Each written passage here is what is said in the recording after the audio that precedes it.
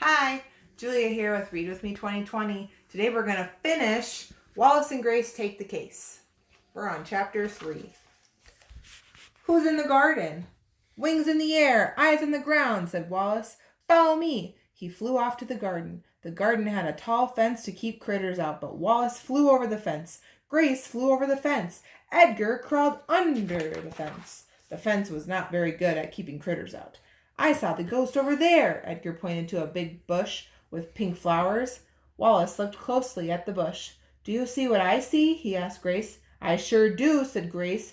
She had super good owl eyesight.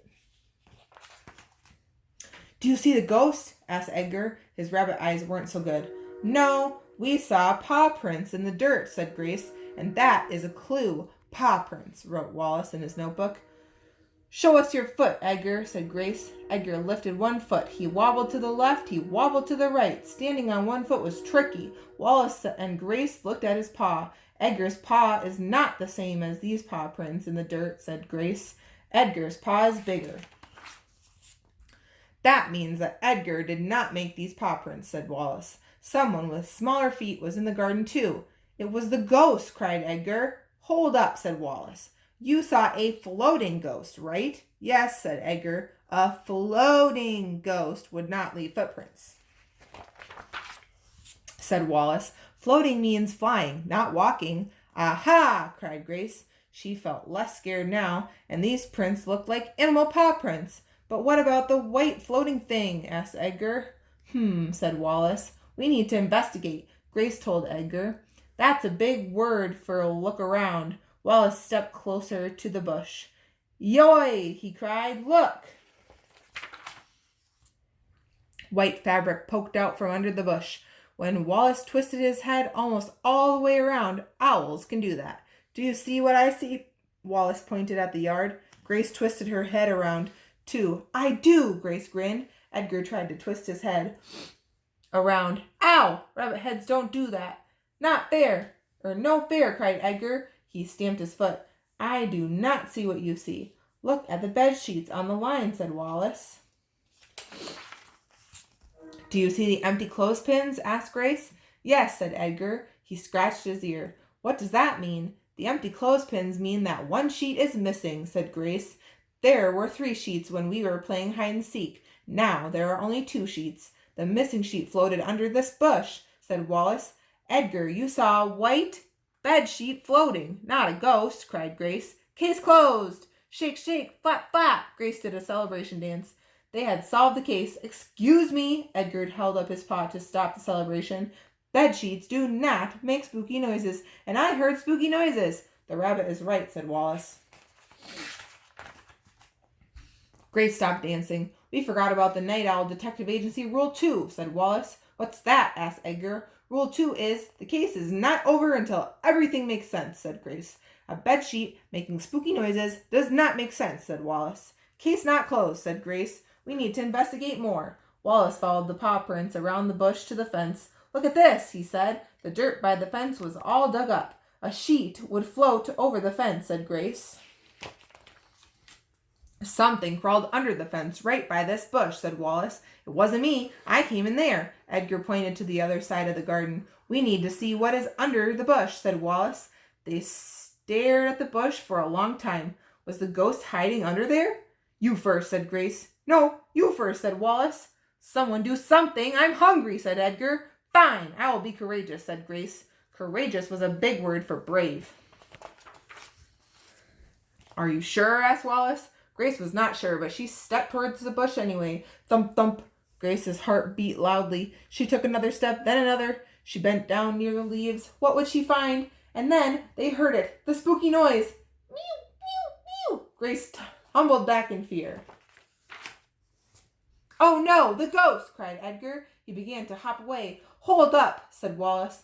That doesn't sound like a spooky ghost. Grace listened again. Mew, mew, mew.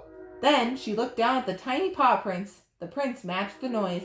I know who was in the garden, said Grace. Do you? Chapter 4. Found. Yes, I know who was in the garden, said Wallace, and it is not a ghost. He had solved the mystery at the same time as Grace. They were good partners that way. Who is it? Asked Edgar. We will show you, said Grace. Ready? Wallace nodded. He pushed back the bush with his wing. Mew, mew, mew. Kittens, cried Edgar. 3 kittens sat on a white sheet. How did they get here? We saw Mother Cat in the yard earlier, said Grace. After we left, Mother Cat must have pulled a sheet off the line and taken it under the fence. Why? Asked Edgar. She used it to keep her kittens cozy under this bush, said Wallace. The sheet looked like a floating ghost in the dark, said Grace, and the kittens mewing was the spooky noise, said Wallace. Edgar tilted his head. Then, where is Mother Cat? He asked. Let's find her. We can follow her paw prints, said Wallace. Mother Cat's prints led out of the garden. What about the kittens? Asked Grace. They're too little to leave here. I have an idea, cried Edgar. He hopped across the garden and came back with a basket. 3 gardening gloves lay inside. Edgar tucked each kitten into a glove. Then he lifted the basket. Let's go. Mother Cat's paw prints led into the yard. Her paw prints led around a soccer ball. Her paw prints led under a deck. And there was Mother Cat.